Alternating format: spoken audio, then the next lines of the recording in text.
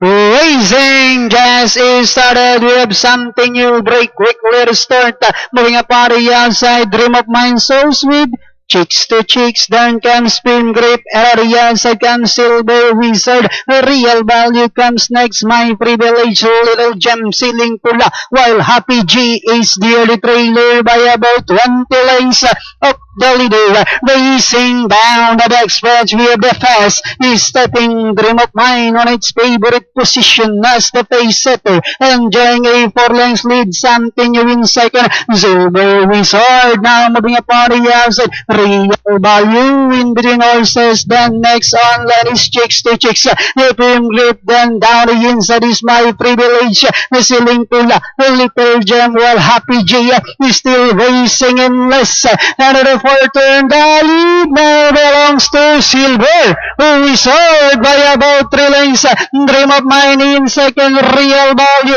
Prim Grip, My Privilege is down on the inside, then next on line is Chicks to Chicks, something new, Little Gem, Ceiling Pula, while Happy G is still in less, and they are now entering the home stretch of Silver Wizard, Real Value, Dream of Mine, down on the inside is My Privilege,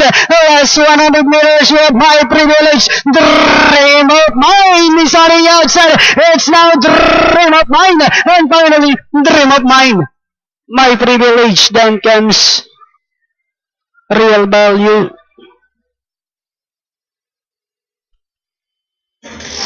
Alright, numero 5, Dream of Mine, crossing the waters, nakabalik, ridden by RB Bailon, then masisigunduran yung number 1 na si My Privilege, then Real Value.